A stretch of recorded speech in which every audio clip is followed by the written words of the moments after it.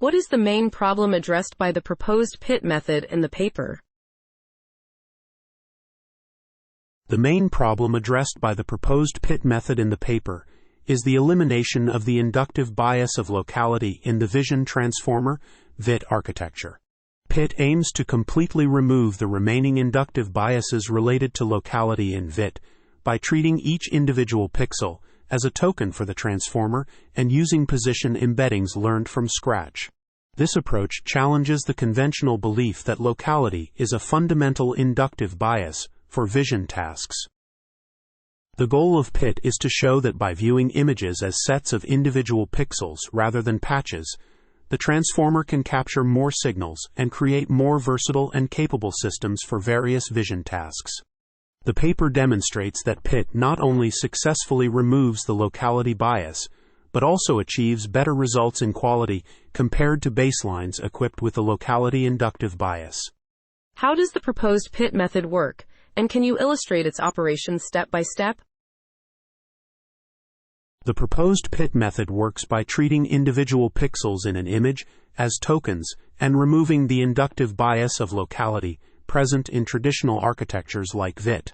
Here's a step-by-step illustration of how PIT operates. 1. Input representation. PIT takes an image as input represented by RGB values in a matrix format EN R caret times W times 3. 2. Tokenization. Each pixel in the image is treated as a separate token, P_L_L equals 1 caret HC.W, where P_lin R cubed represents the RGB values of the pixel. 3. Linear projection. Each pixel token is projected into a d-dimensional vector using a linear projection layer F, R cubed right arrow R caret D. 4. Sequence formation. The projected pixel tokens are arranged into a sequence X equals left FP_1. FP_L right, where L equals HCDOTW. A learnable CLS token is also added to the sequence. 5. Position embeddings. Learnable position embeddings are added to each position in the sequence to provide spatial information. 6. Transformer processing. The sequence of pixel tokens along with position embeddings is fed into a transformer architecture, specifically an encoder. The transformer consists of multiple layers, each containing a self-attention block and an MLP block. 7. Locality removal. By treating each pixel as a token and using learnable position embeddings, PIT eliminates the inductive bias of locality present in traditional architectures like VIT. 8. Versatility. PIT's design allows it to model arbitrarily sized images and generalize to irregular regions, making it more versatile compared to architectures enforcing locality biases. 9. Vocabulary reduction. Treating pixels as tokens reduces the vocabulary size significantly compared to patch-based tokenization, avoiding out-of-vocabulary issues. 10.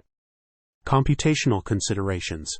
While PIT may be computationally expensive for modeling long sequences, advancements in handling massive sequence lengths in language models suggest the feasibility of training PITs on all pixels in the future. In summary, PIT operates by transforming individual pixels in an image into tokens, incorporating position embeddings, and processing them through a transformer architecture to learn representations without the inductive bias of locality, showcasing its effectiveness in vision tasks. What are the theoretical or practical benefits of using PIT over existing methods like VIT? The theoretical benefits of using PIT over existing methods like VIT lie in the removal of the inductive bias of locality, allowing PIT to model images as sets of individual pixels without assuming spatial relationships. This approach makes PIT more versatile, as it can handle arbitrarily sized images and irregular regions. Additionally, by treating each pixel as a separate token, PIT significantly reduces the vocabulary size compared to patch-based tokenization in VIT, which helps in avoiding out-of-vocabulary issues. Moreover, PIT challenges the conventional belief that locality is a fundamental inductive bias for vision tasks, showcasing that removing this bias can lead to better results in quality. Practically, PIT demonstrates effectiveness in various tasks such as supervised learning, self-supervised learning, and image generation, showing strong vision representations without the inductive bias of locality. The experiments with PIT show promising results, indicating that PIT can potentially scale better than VIT, especially with self-supervised pre-training. Furthermore, PIT's ability to work directly with pixels suggests that the computational expense of modeling long sequences may not be a critical bottleneck, especially with advancements in handling massive sequence lengths in large language models. Overall, the empirical verification of PIT's effectiveness and potential in the paper suggests that PIT could be a valuable addition to the toolkit for processing images, offering a new perspective on how transformers can capture signals from images. How was the effectiveness of the PIT method validated or tested in the paper? The effectiveness of the PIT method was validated and tested in the paper through 3 case studies: supervised learning for object classification, self-supervised learning with masked autoencoding (MAE) for pre-training, and image generation with diffusion transformer (DIT). In the supervised learning case study, PIT was trained and evaluated from scratch without any pre-training, using CIFAR 100 for experiments. The results showed that PIT exhibited reasonable behaviors and achieved better quality results than baselines equipped with the locality inductive bias. In the self-supervised learning case study, PIT was studied with MAE pre-training followed by fine-tuning for classification. The results indicated that self-supervised pre-training with MAE improved accuracy for PIT models, with the performance gap between VIT and PIT increasing as the model size scaled from tiny to small. Lastly, in the image generation case study with DIT, PIT-L was compared to DIT-L2 on ImageNet for class conditional generation.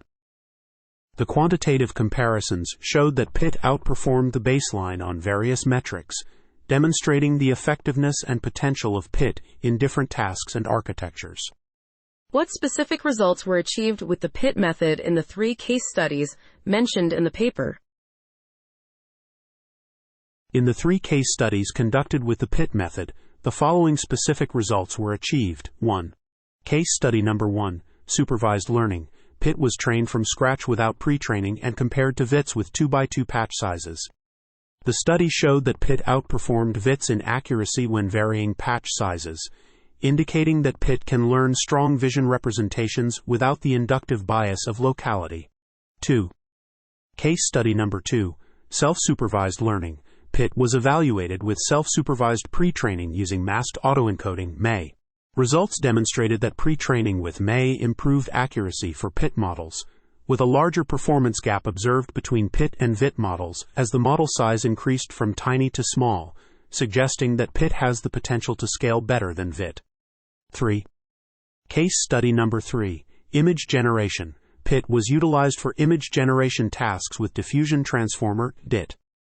Quantitative comparisons showed that PIT-L outperformed the baseline DIT-L2 on metrics such as Frechet inception distance (FID), scaled FID (SFID), and inception score (ES), while performing comparably on precision recall. The results indicated that PIT can effectively operate on latent pixel spaces and achieve superior performance in image generation tasks compared to baseline architectures. Overall, the case studies demonstrated that PIT, by eliminating the inductive bias of locality, can achieve competitive or superior results in supervised learning, self-supervised learning, and image generation tasks compared to architectures with locality biases like VITs. What are the limitations or drawbacks of the PIT method according to the paper?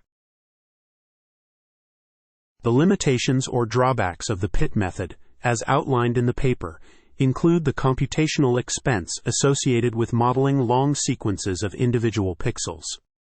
This is due to the fact that treating each pixel as a token can lead to significantly longer sequence lengths, which can result in computationally intensive operations, especially with self-attention mechanisms in transformers that demand quadratic computations. Additionally, the paper acknowledges that PIT may not be as practical as VIT in terms of efficiency, as the approach of treating each pixel as a token can lead to sequences much longer than those typically used for images. Furthermore, While PIT demonstrates the removal of the locality inductive bias, it may not be as efficient as architectures like VIT that leverage patch-based tokenization for images. Despite these limitations, the paper suggests that with advancements in handling massive sequence lengths for large language models, the computational challenges of PIT may be addressed in the future.